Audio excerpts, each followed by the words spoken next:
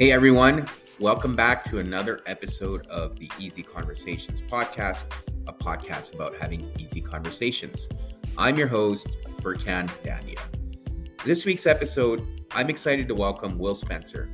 Will is an entrepreneur, traveler, and storyteller. His path has taken him from Stanford University to the Dotcom Boom and through 33 countries on 6 continents. Along the way, his passion for personal growth led him into the exciting world of men's personal development and transformation. Today, he hosts a podcast called The Renaissance of Men, where he conducts extended interviews with thought leaders, both men and women, working towards a great reconciliation of the sexes. Will also hosts weekly online men's groups and offers a 12-week mentorship program where men can make his principles real in their lives. In this episode, Will shares why masculinity is on the rise again. He walks through a brief history of the decline of masculinity and why he believes men are embodying masculinity traits again. Will also explains the difference between masculine and feminine traits and why he believes men cannot have both. We also discuss the transformation men go through to step into their masculinity. While I do not agree with everything Will shares, mainly due to our belief systems, I truly value Will's perspective, and I learned a lot from him in this episode. I also enjoyed our conversation because I believe we need to have more of these discussions, and I really hope you also enjoy this conversation. Please check out Will on Instagram at renofmen, RENOFMEN, and also leave a 5-star review at the end of this episode. I always appreciate that.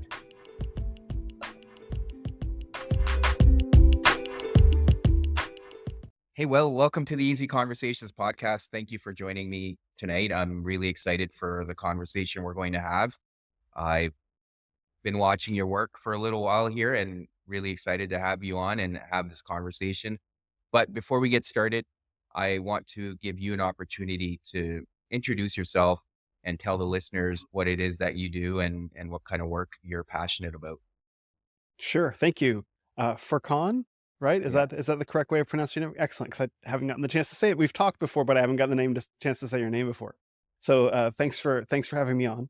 My name is Will Spencer. I host the Renaissance of Men podcast, which has been going for a couple years now. Just coming up on my 100th episode, which is very exciting. And what I say is I host extended conversations about the rebirth of masculinity, rebirth of virtuous masculinity happening around the world today. So in those conversations, we'll talk about this worldwide movement that seems to be growing and that I say has actually been going for about 40 years. Like I didn't start the Renaissance of Men. It's a thing that I observed and that I gave it a name. So we talk about issues related to that on the podcast. I also have a men's mentorship program, a 12-week mentorship program that I'm very, very happy with and very proud of. That's affected many men's lives positively. And I also host men's groups and stir up trouble on Twitter and Instagram pretty regularly. Yeah. I mean, thanks for sharing all that. And I have noticed that you do like to jump right into things. So why don't we do that here as well?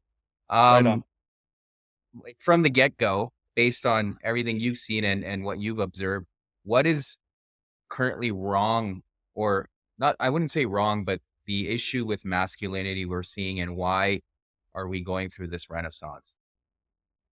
Oh, that is a massive question with a lot of moving pieces to it. Yeah. So, I guess it depends on what level you want to look at it. So we can look at it at the level of, say, individual men and say what's Mhm. going on with individual Sure. men. We can look at it at the level. I'll just pick one, or you can pick one, and we'll dive into it. We can look at it at the level of society today. We Yeah. can look at it at the level of history and culture and politics. And so it just depends on what level of resolution that you want to look at it. Yeah. And so go ahead. Yeah, no, I appreciate that. I think on an individual level, I think obviously to your point, culture and society often dictates what men or how men should be. But I think if at an individual level, if you have a good handle on your own masculinity, you can kind of pick and choose and carve your own path. So maybe starting there, on an individual level. Yeah, so I think on an individual level, it's that men as a whole are broken in half. So Mm, on one half of the equation, you have what we might call sort of macho guys, guys that are right, really strong and confident in the world, and they're able to take really directed action, but they don't have a lot of emotional or spiritual depth, right? And mhm, they suppress their feelings. They don't know how to work with their feelings. They don't think their feelings have value, kind of like no one cares, work harder. You know what I mean? right, Like to the point where you burn yourself out, whether in your 30s, 40s, 50s, 60s, 70s, and you realize there's more to life than what I can achieve materially. right, That's one side of masculinity that's missing something. On the other side of masculinity is our passive men who have a mhm, lot of emotional depth and sometimes even spiritual depth, but they lack the ability to take directed action forward in their lives. They lack fire and they lack passion. And right, so it's that what that is, what we're looking at is we're looking at one complete man who's been broken in half, because mhm, a truly integrated man and virtuous man fuses those two halves together. He's able to have emotional and spiritual depth, but also to be very rational and to take directed action and move back and forth between those two ways of being. And so, any man listening to this may find himself on one end of that spectrum or the other. mhm, And so that is what I think that's what that, and there's a lot of reasons how we got here. Men weren't always this way. This has mm, been an active process to shatter men, to break them in half, to right, make them this way. That we're both at the tail end of and the leading edge of the wave to remedy that. But just for right now, that shattering process is what leads to a lot of negative ideas about men, particularly from women, because they right, go back and forth between, like, for example, like the alpha and the beta, you know what I mm, mean? Like, then there's a lot of mhm, red pill discussion about that. That's actually not two different kinds of men. That's one man who's been broken in half. And so right, if you look across society, you'll see that often, yeah, possibly every yeah. day. For sure, and I think the former resonates for me, like, for the Mm, longest part of my life, I was just on this mission to achieve, achieve, achieve, and then at one point I yeah. realized that, well, there is more to life here. I have to be a father now, and I have to think about what kind of world and life I want to create for my son, and how am I going to show up, and those achievements will only get me so far, and quite often men do realize it, or they realize it and it's too late. Yeah. Uh, and that could be a problem too. Now, you did touch on the idea of labels, right? The alpha and the beta, Yeah. and you hear toxic masculinity and all of that. Like, what are your Hmm. thoughts about these labels being thrown around? And I'll kind of explain where I'm going with this, because I feel like Yeah. a lot of the times these labels are thrown at men to often confuse them as well, because then they start questioning themselves in how they're showing up. And so there's an aspect of confusion, but I also want to get your thoughts on it. Yeah. No, that's a great observation.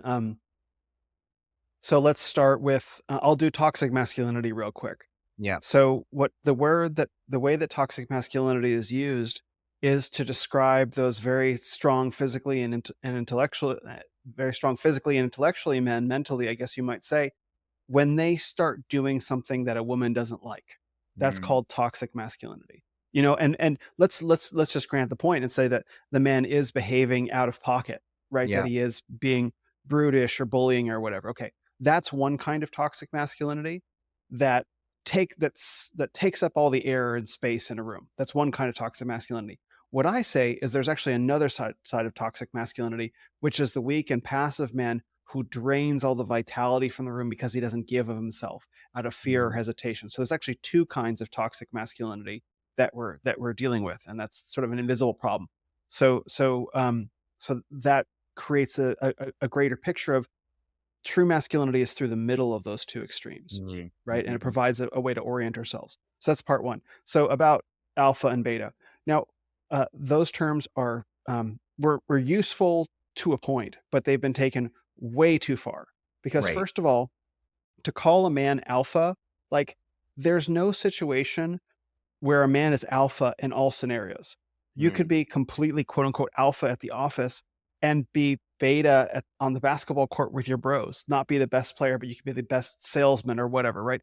So Right. it's like situational, but even then, there's a level of resolution that, like, look, not every man wants to be William Wallace. It's Mhm. enough for some men to follow a William Wallace, and there's nothing lesser about that position. In fact, if you watch that movie, and there's many examples of this, obviously, I'll just pick this film. You see, William Wallace is the leader of so many capable men. They're all Mhm. very capable. Now, strictly speaking, you'd call them a beta, but there's Right. nothing beta about any of those men. Mhm. So these terms are, not only are they so completely misapplied, laden with judgments and shame, right? But they're also kind of irrelevant because, like, any one of those dudes from Braveheart, though he's a beta compared to William Wallace, is still plenty alpha. So what do you call them? Right. Right. And so this is where the red pill, kind of manosphere ideology was useful for a while, and Right. has kind of, in my opinion, reached its expiration date.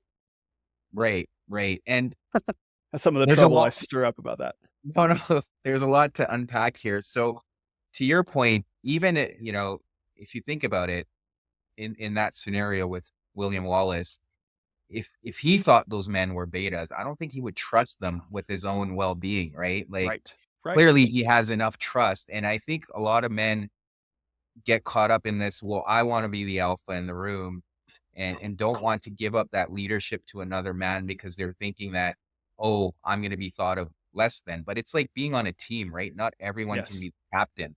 You're all having a role to fulfill, and without you, the team won't succeed. And that's how people need to start thinking about it. And I think again with this messaging men receive, they get caught up in that and lose focus. And I think a lot of the Mhm. times it impacts their relationships with other men. I see it a lot where you don't see a lot of men having close, tight-knit friendships or Yeah. brotherhoods for that reason, because there's that constant competitiveness or envy happening in those relationships. Yeah, yeah. I mean, if there's always a concern, if some guy, and I really hope that there aren't guys that are actually like this, that are, have the "Am I being alpha enough?" script running in their head all the time.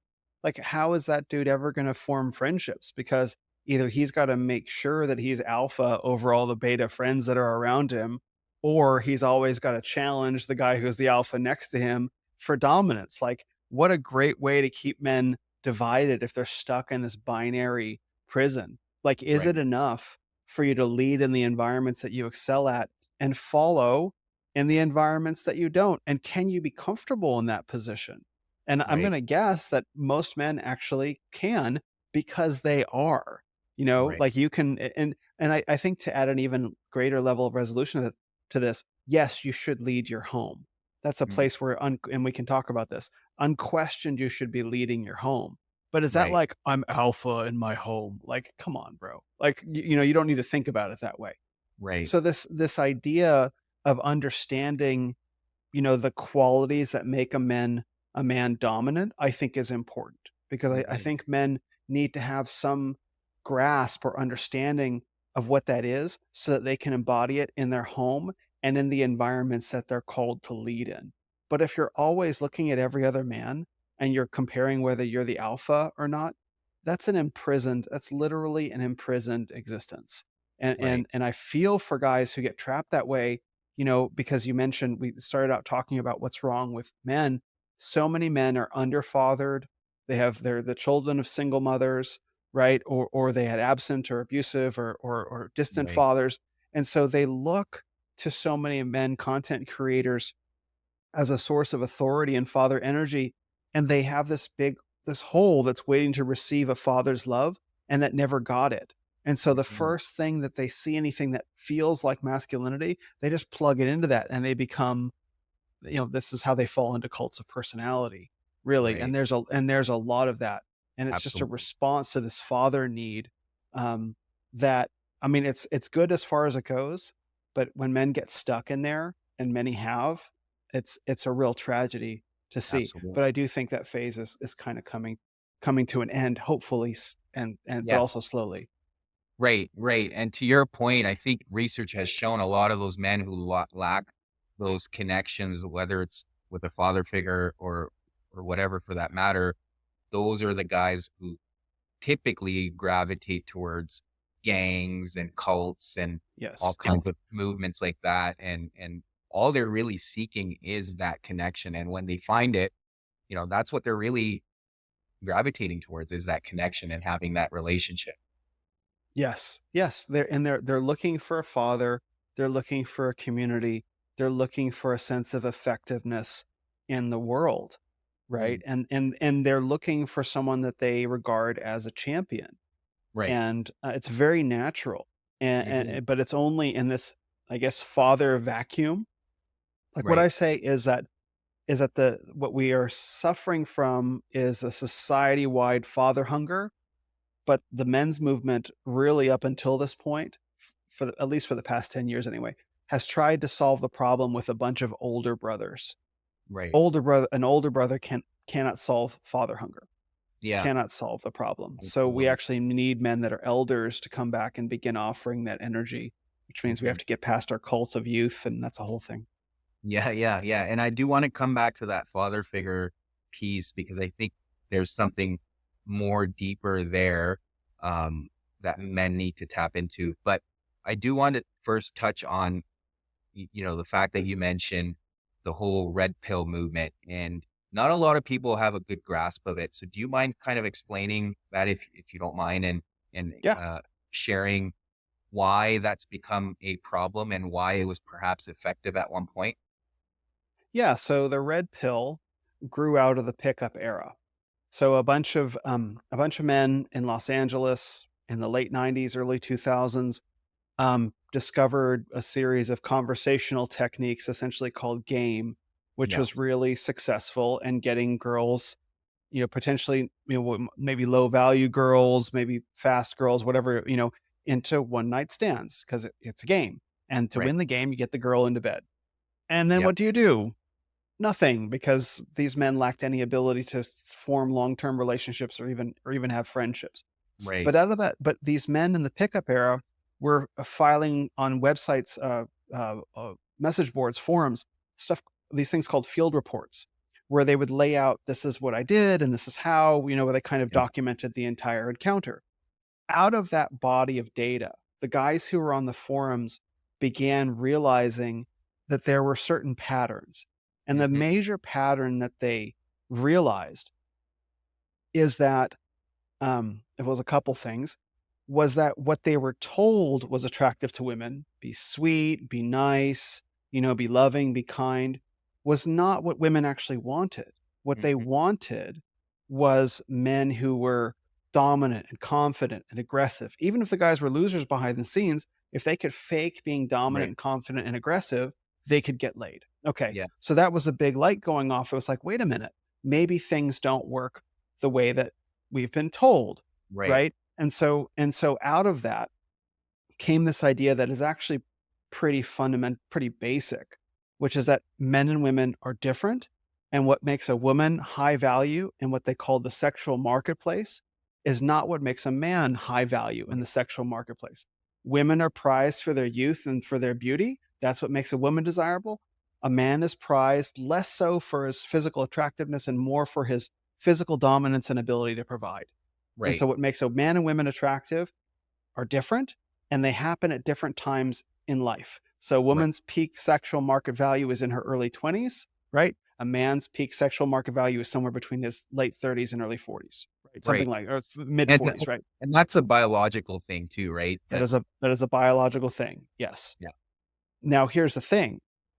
The red pill, as a from the matrix, doesn't teach you something that isn't already there. It just Mhm. helps you see what's already there. That's the power of the metaphor, right? So what the red pill did was just strip away decades of feminist programming that says men and women are the same, they want the same things, and they're functionally equal. And the men, like, no, this is not the case. Women Right. are desirable for this reason, men are desirable for this reason. Oh my gosh. So that's the red pills, that men wake up to these realities of the sexual marketplace. Now there's no more aspects of this. Now you asked, why is the red pill controversial? The red pill is controversial because what they were essentially discovering is biblical truth, God's created design, which Mhm. these men then exploited to do these things called spinning plates. Like, you just see a Right. bunch of girls and you just run game on them. And, Yeah. because you're the high value man. And if you don't have any reason to have kids or start a family, just spin plates and sleep with women forever because you're a high value man and Right. you can dictate terms, right? It's ultimately very godless and materialistic. And Mhm. so that's why the red pill is controversial, not Right. just because it offends feminism, but because what the men did with that knowledge was essentially like promiscuity and fornication. You know, and now Right. here we are. Yeah, Yay. and to build on that, I think a lot of that was glorified too, right? I remember Yeah. even, like, when I was in my 20s, it was like guys were bragging about how many girls they were sleeping with, and then it Yeah. was like, "Whoa," and then it was like a competition, and then the guy who was sleeping with the most women was glorified, and I think that also became more detrimental because a lot of guys who necessarily wouldn't have gone down that path started doing that. Yeah. Yeah. And, I think the sad part about it is that it's all just traced back to the same kind of father hunger. Like, why are men going to the nightclubs to get validation from women through sex? Why are they not competing with each other as brothers in tribes, or groups of friends competing in that way, right? And showing their prowess that way and attracting a good woman. Instead, they're going out and running game, and God knows the wreckage that was created by that, and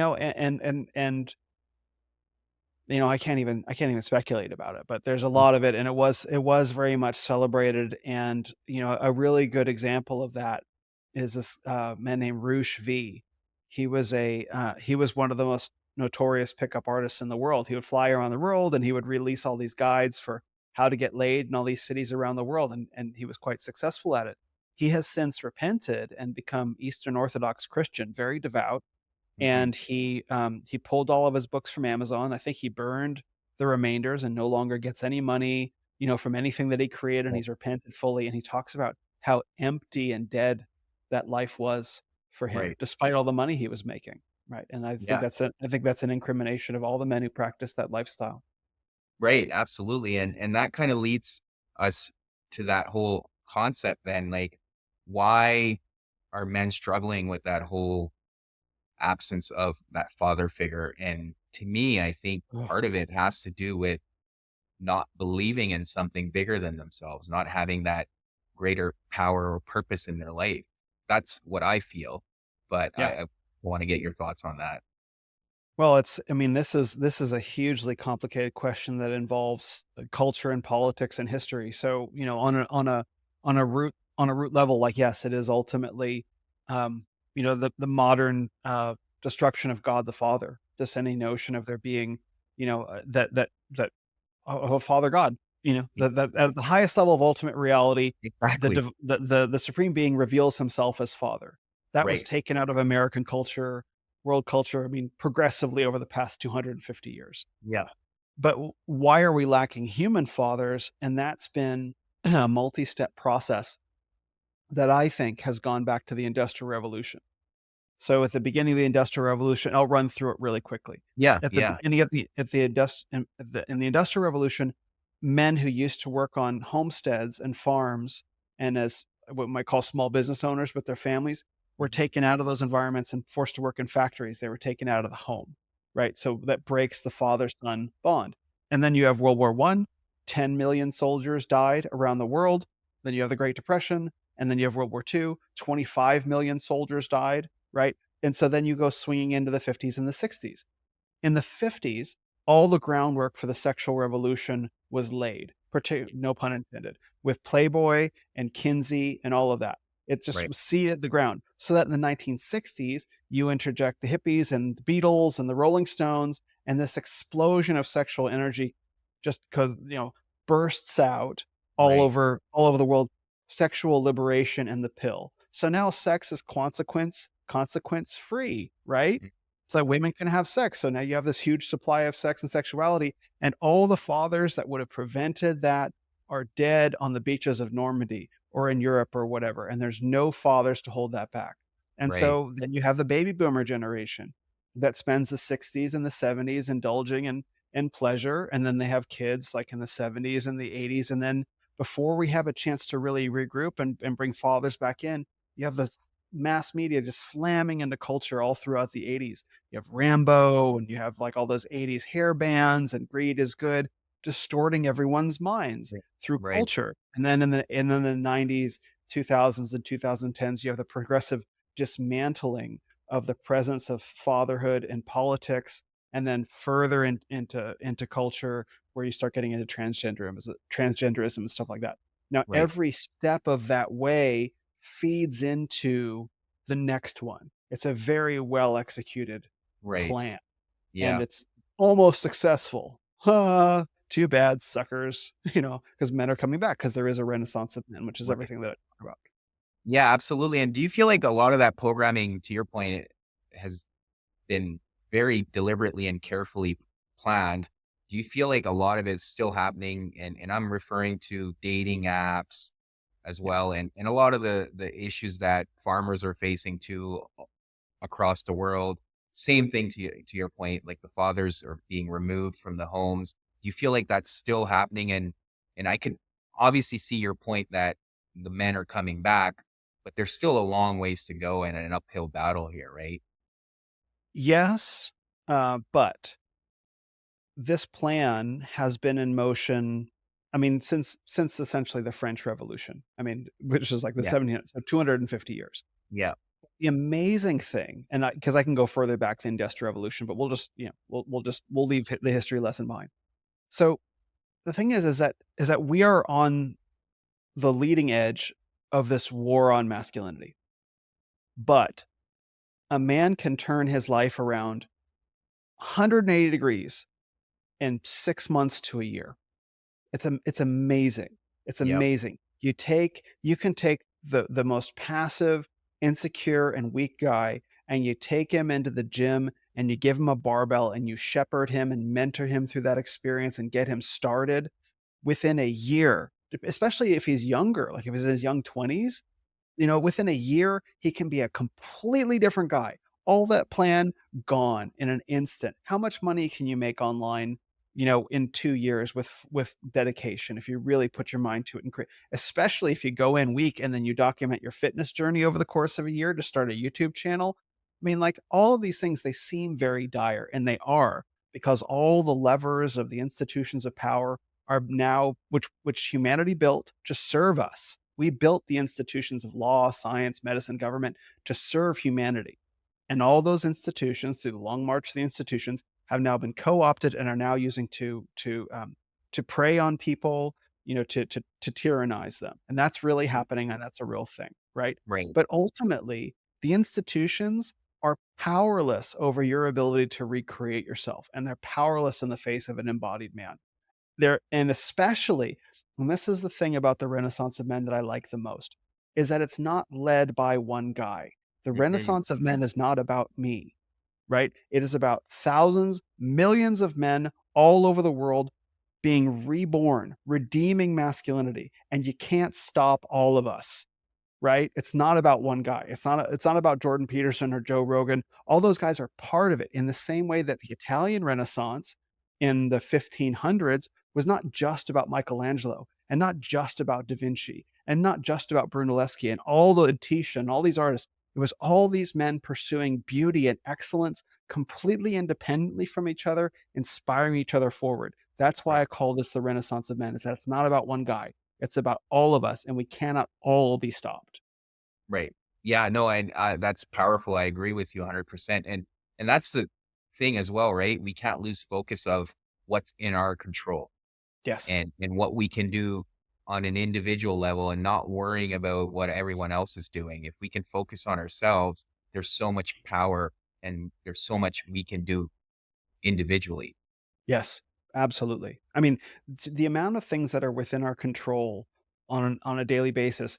Okay, when you turn off social media, like I use an app called freedom.to, and I think that's the URL. And what it does is it blocks social media, all of it on my phone for as long as I wanted to. All day if I wanted. On Yeah. my Mac, I use a program called Self-Control. It blocks everything. You can't even remove these blocks. You can't uninstall the application. They're just there. And when I Right. turn off social media, it's like, oh wow, look, there's like birds on the trees and there's sunshine outside and like all the crazy stuff that's happening. Like I don't know, I think I'm going to write something cool today and make myself, some steak and eggs, and I'm going to work out, and I'm going to be at peace and control the things in my life that are that are within my control. Because I think social media has the effect, if this may have been its intention, but it definitely has the effect to flood our psyches Hmm. full of things that seem to demand our ability to control, but we can't control. And it gives this feeling of dread, like, I can't control this. I can't control this. I can't control this. It's like, and it distracts us from the things in our lives that we can control. Right, right, and it's to flood us with, like, the information, right? The algorithms are built that way to continuously keep us in that loop. Yep. So, yeah, I Yep. agree with you. Um, so to kind of take a different direction, and we chatted about this previously, but wanted to get your take on this whole idea of people talking about embracing our femininity as men. No, Explain, sorry. please. Sorry. I didn't mean to let you, I'll let you No, no, finish the no, no. question. That's it. I just wanted you to build on that. Right. Okay. So I spent a lot of time in the inner healing world where Hmm. this idea is a thing that men need to embrace their feminine side. And to that I say, as you heard me say, I say no. We're men. We don't have a feminine side, and there's two reasons that I say that. First, the feminine side, quote unquote, is usually meant to describe emotions, Hmm. feelings, intuitions. Okay. Um, why is it that those are inherently feminine? Hmm. And if those are inherently feminine, like, do women have to get in touch? Do women get to own? Do men get to own the strength that women have, or is that a feminine strength?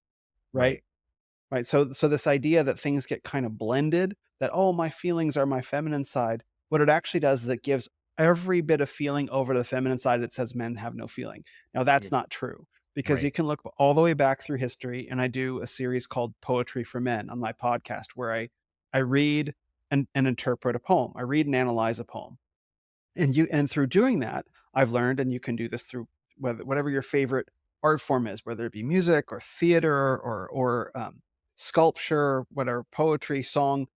Men feel very deeply, and if you had told these impassioned poets, like, "Oh, you're just getting in touch with your feminine side," they would say, "No, I feel as a man. I emote as a man. I relate to my feelings like a man," because men and women relate to their feelings differently. Women, they have their feelings are the primary way in which they meet reality. That's why we right. love them, that they're Yep. in touch with a deeper source. For men, our feelings have to be buttoned up at a moment's notice. You can be having, as a man, the most intense feeling experience ever at a romantic dinner at a restaurant, with your girlfriend. Right, And the second someone says, "Everybody be cool, this is a robbery," your feelings go away in an instant and you're on. right. Women do not relate to their feelings that way. I Hmm. don't think that they can. Men have to. It doesn't matter. And so, just at the very base level, the way that we relate to our feelings is different. The way that our feelings as men inform our approach to reality, but don't guide it, is different. And so, this is why I say that, like, this is not our feminine side. This is masculine emotions. This is Right, masculine feeling as a man. And it doesn't belong. It doesn't belong to women. right, Women have their own strength. Women have their own feelings. Men have our strength. Men have our feelings. And we meet in the middle gloriously, rather than just like exchanging pieces of right, ourselves. right. And you need both, right? It's the yin and yang to balance each other out. And to your Yeah. point, from a decision making perspective, you can't always have emotions involved when you're looking to make a decision. You almost have to approach it from a rational and logical perspective. Yeah. I think your emotions should get a seat at the table. Right. I think they have to. Because there are it, based on the situation, where, as a man, where your emotions, the seat at the table that your emotions get changes. Hmm. Right? Some situations, your emotions has got to have a real small seat at the table. Some situations, the emotion maybe gets a bigger seat. But Right. for a man, emotions never get a seat at the head of the table. Right. You should, like, I'm going to make this decision with my emotions. Like, is it like, I think any man who's probably followed through on that probably ended up regretting that decision. Yeah. right? Well, it's But like that, a perfect example is when you make a decision when you're angry, right? And you look back and ugh, you're, oh, that was the worst yeah. decision I made, right? Yes, yes, and when you make a decision when you're, quote, "in love," right? And so, this is one of the things that I've been talking about lately is that I think we all know how important it is to choose a good partner as men right now, and one of the things that sex does is it blinds us to the other person for a good 3 months, Right. right? We lose the ability to critically evaluate the other person, and we get 3 months into it, and then we have a big fight, and maybe we make it through the fight, maybe we don't, but maybe a breakup happens, and then we're in agony for weeks or months, right? And it's this whole cycle because we've gotten our hormones and our emotions all mixed up and lost the ability to see, is this woman actually good for me? Is she Mhm. going to aid me on my journey? Does she want the same things, or do we just Right. have good kicks together? And many men get caught. I mean, I've been caught in that, you know what I Yeah. mean, many Yeah. times, Absolutely. right? Yeah. Yeah. And Which I is why think I it, speak out against it. yeah, absolutely. And I think it's, the same applies to women, right? And in fact, Yeah, the release of oxytocin is a lot more profound in women after sex. So a lot of the times you yeah, have to again be mindful of why are you being with this person. So that's an yeah, important distinction. Um, yeah. So the other piece I wanted to touch on, and you mentioned briefly that a lot of transformation can happen within 6 to 18 months for a man, especially going with to a gym. yeah. And I can see It truth to starts that. there. Yeah, it starts there. I think the biggest piece, and I'm speaking out of personal experience, not only for myself but other men I've seen or worked with. A lot of it is on a deeper level from a spiritual side, and I know you touched on that briefly too.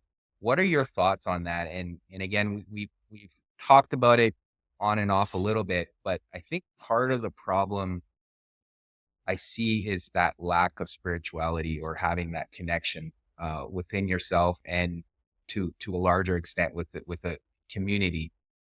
Yeah.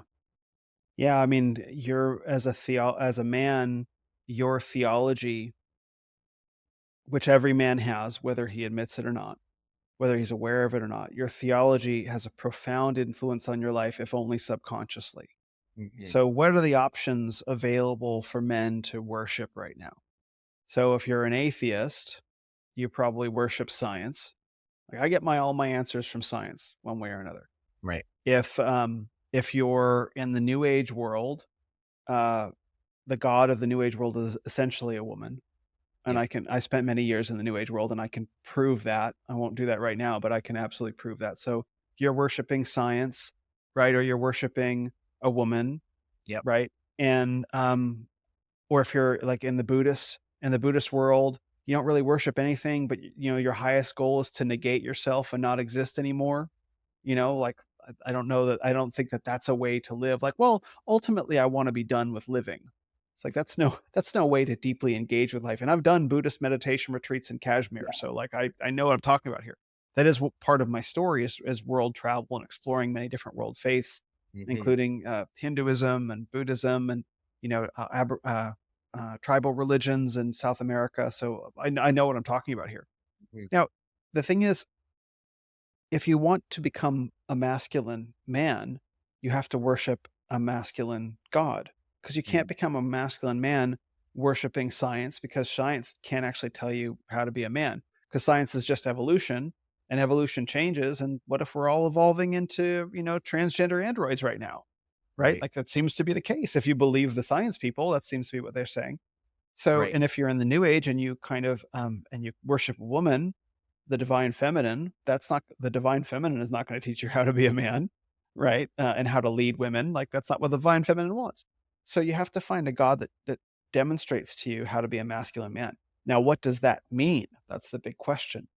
And this is why I became Christian and why I'm a very enthusiastic evangelical Christian now, because I think Jesus Christ is the highest example of how to be a man. And I think that bears out all through the New Testament over and over again and is culminated in his self sacrifice on the cross to say that the highest use of personal power, once you've acquired it, is in self sacrifice for the good of people around you, Mm. in a way that they can't do.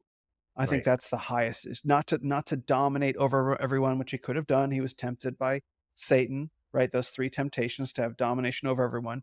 And he said, no, I submit myself to the will of God and I sacrifice myself because that's what's asked of me for the good of all. I think that is such a profoundly beautiful masculine image in climax. And throughout his ministry, you can see him being tender, you can see him being fierce, you can see him being frustrated, you can see him being tempted, you can see him being all the different aspects of a man really, really fleshed out in a way that called people higher and didn't Right. put them down, right? It put down the Pharisees, it put down the corrupt, right, over and over again, and it challenged all these authority structures, right? But it didn't walk around saying, I'm alpha, for Right. example, right? Yeah. And Yeah. quite the opposite. So I find the highest example of masculinity in Christ. Um, Full stop. Right.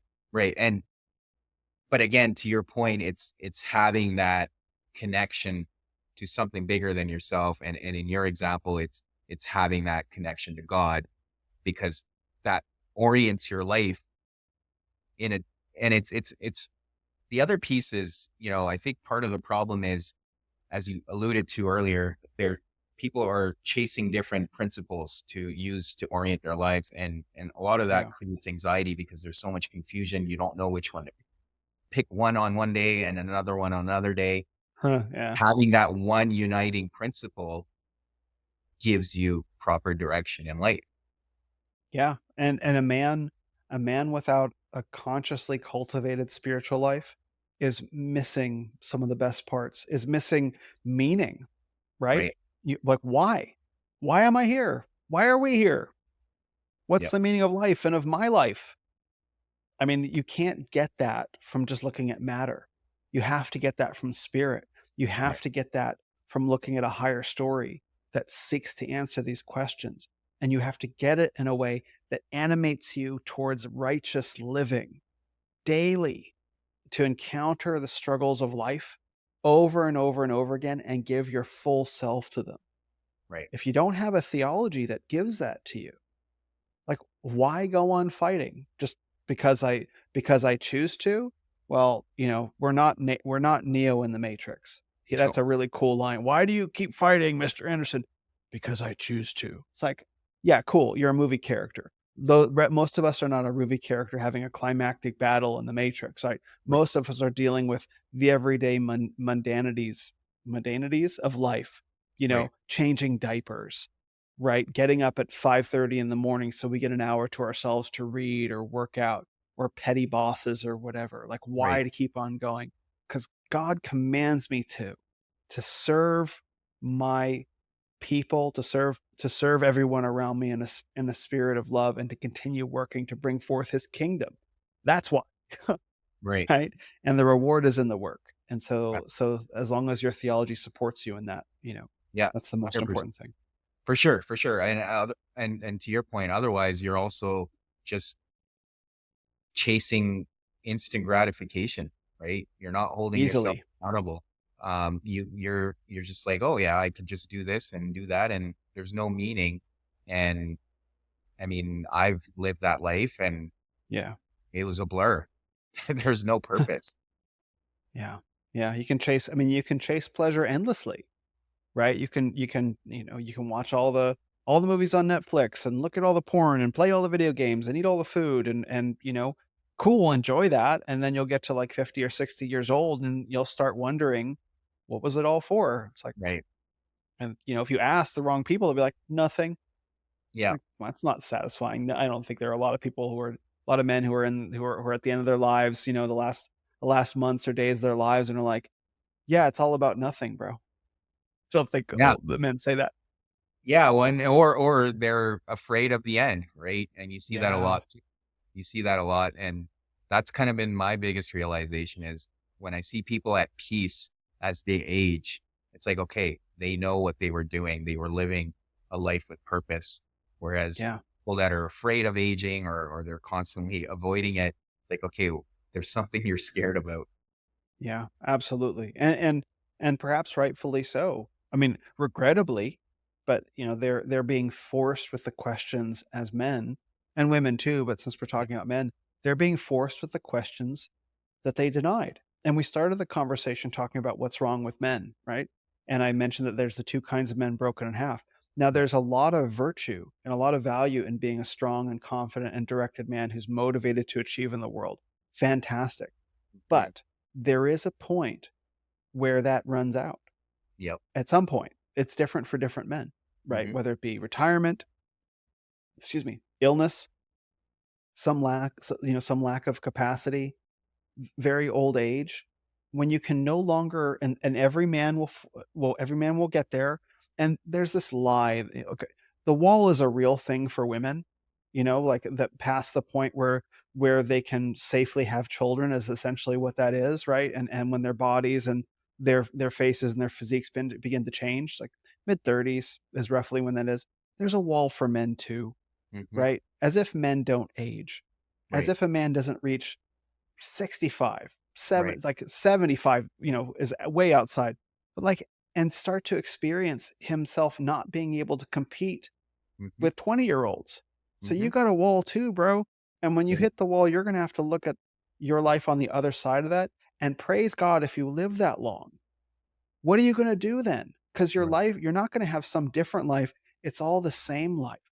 Is everything that you're doing right now in your life leading up until that point in a way that when you cross that boundary, it will have been worth it?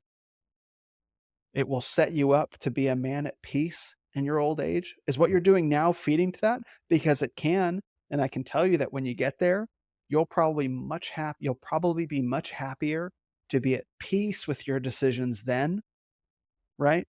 Than you can evaluate right now. Absolutely. Yeah. I mean, it's always thinking about what kind of relationship you have with your future self. And Yes. that's how Well I look said. at it. Yeah. Yeah. Well, Will, this has been great. Thank you so much for coming on here. And I feel like we could keep talking, but we also have to end. Easily. Yeah. But I've learned so much too. So, I really, really appreciate that. I'm super grateful. For people that want to get a hold of you, find you online or social media, what are some ways they can do that? You can find me on Twitter and Instagram at Ren of Men. You can find my podcast by going to Linktree/Ren of Men. And if you're interested in my 12-week men's mentorship, where I make a lot of these values and thoughts and ideas real in your life, you can go to renofmen.com/mentorship and read more and see testimonials there. Awesome. Thank you very much. I'll put all that in the show notes. And yeah, thanks again for doing this. Thank you, Furkan. This has been great. Thank you for checking out this episode with Will. As always, subscribe to the podcast and leave a review or a comment in the comment section. I always love hearing from you. Until next week.